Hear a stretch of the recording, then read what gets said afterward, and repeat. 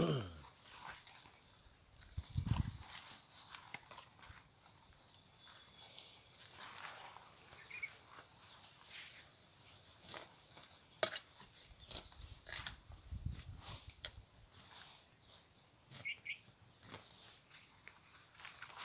म अहिले चाहिँ मकै बारीभित्र घाँस काट्दैछु हो। अनि यो घाँस चाहिँ तपाईको अलिक छिपेर काटेको भए चाहिँ अलिक ठुलो हुन्थ्यो, तर मकैले अलिक सेप भएछ हो। त्यसले गर्दा म यो जति पनि घाँस छ मकैभित्रको यो म काट्दैछु। र काटिसकेपछि मकैलाई अलिकति हावा लाग्छ हैन, त्यही भनेर।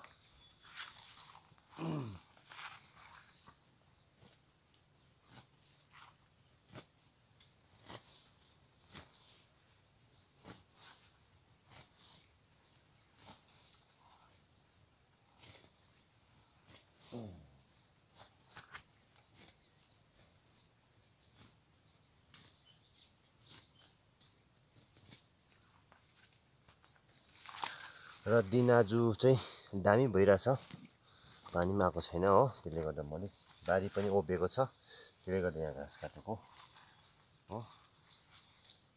भोलि पानी आयो नि यो घाँस फेरि गाईलाई भइगयो हैन।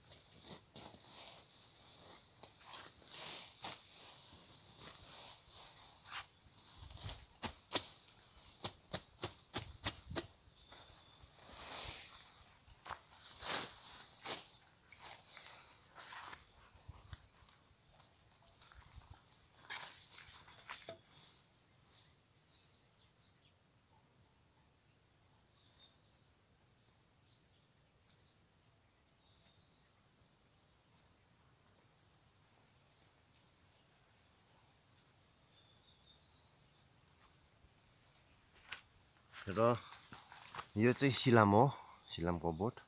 यो चाहिँ जस्तो हामी आलु खनिसकेपछि चाहिँ त्यति बेला चाहिँ मैले सिलाम, सेतो सिलाम हुन्छ, दाना सेतो हुन्छ त्यसको। यसको चाहिँ मैले पुरा छरेको थिएँ ड्याममै, तर झार त्यो सँगै आयो हो। त्यसले गर्दा अहिले अब गोड्नु मिलेन, जग्गा जग्गा घाँस काट्दै निकाल्दैछु यसरी हो। अब यसलाई चाहिँ म यहीँ रोप्ने। यो चाहिँ तपाईँको पछि नोभेम्बरमा पाक्छ यो सिलाम चाहिँ हो। यसको अहिले भाउ चल्दैछ 300 रुपियाँ केजी यसको दाना चाहिँ।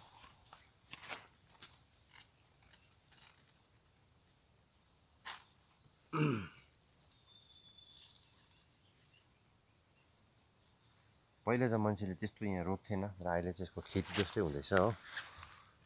र म अहिले यो यहाँ यसरी रोपेको।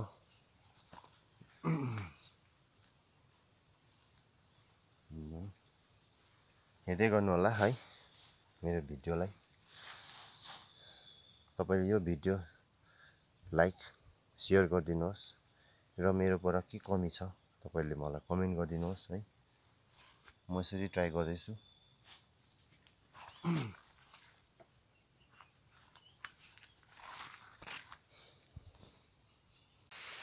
अन्त हेर्नुहोस् पानी आयो हो। अब घाँस काट्नु मिलेन, अनि बारी पुरा कमुल हुन्छ त पानी आएपछि चाहिँ। त्यस कारणले गर्दाखेरि चाहिँ हामी पस्दैन बारीमा लगाइस। अन्त अब पानी झरीमा यसो टाइम पास दिनुहोस्। अलिकति सब्जीहरू लगाएको थिएँ हो, अब यसो चेक गर्नुपर्छ। यहाँ तल्लो लाइन चाहिँ डल्ले खोर्सानी लगाएको हो, अन्त यो लाइन मुला, अन्त बिचमा तपाईँको बैगुन रोपेको छु। अन्त यो क्यारेटमा चाहिँ यसमा चाहिँ धनियाँ छ हो, अर्कोमा चाहिँ छैन केही। अन्त यो ड्याङ तपाईँको चाहिँ यो नाइटेबी चेप्टो बिउ हुन्छ त्यसको बिउ लगाएको छु हो। अन्त यहाँ काँक्रा पनि रोपिदिएको छु हो साथीभाइ हो। जुगा चाहिँ यसरी लाग्छ यता हाम्रोमा चाहिँ हो, आइगयो जुगा रोप्दै रहेछ। अनि काँक्रा पनि हल्का फुलहरू लाग्दै रहेछ है। अन्त यो चाहिँ तपाईँको बिउ हो, यो चाहिँ तपाईँको सबै बिउ पुरा फुल लाग्दैछ हो।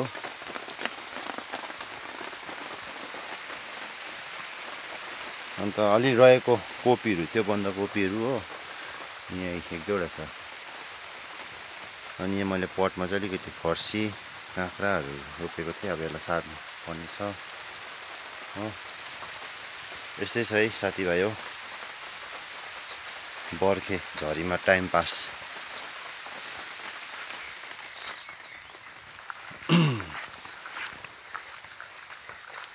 अनि यता चाहिँ सिबी पनि छ, यो चाहिँ बाहिर हो है। यो तपाईँको घिउ सिबी फल मजाले लाग्दैछ है। अस्ति एक छाक चाहिँ खाएन अघि, अब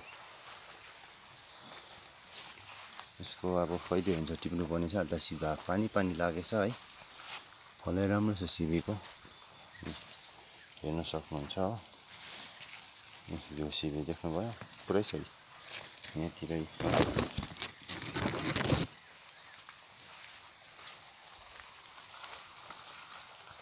ल आजको भिडियो चाहिँ यतिमै राख्छु म, किनभने पानी पनि आयो हो, अब केही काम पनि हुँदैन र म अब हातखुट्टाहरू लुगाहरू फेरफार गर्छु है। त्यहाँदेखि चाहिँ घरको के कामहरू गर्छु। ल अर्को भिडियोमा भेटौँ हामी है। तपाईँले माया दिनु होला, लाइक सेयर गरिदिनु होला। जति पनि यो भिडियो तपाईँहरूको जति पनि आफन्त इष्टमित्र साथीभाइ छ है, उहाँहरूलाई पनि यसो सेयर गरिदिनुहोस् यो भिडियो है।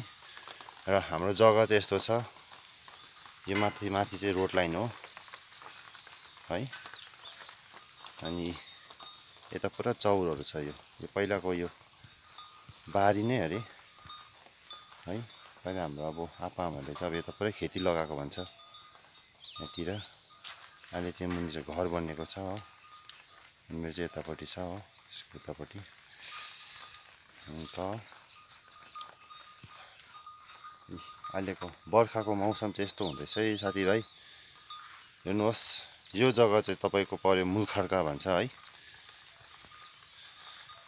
यो चाहिँ हाम्रो भुटानको पनि नजिक भेट्छ, अनि सिक्किम त पुरै नजिकै हो। सिक्किम त हामी यो माथि यो जुन भित्ता देख्दैछ नि, यसको डाँडा सिधै माथि टुप्पामा पुग्यो भने सिक्किम र बङ्गालको बोर्डर पर्छ तपाईँले हो।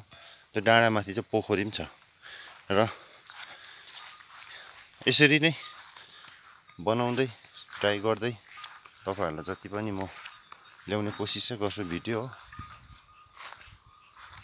अन्त आजलाई चाहिँ लु यति नै, बाई।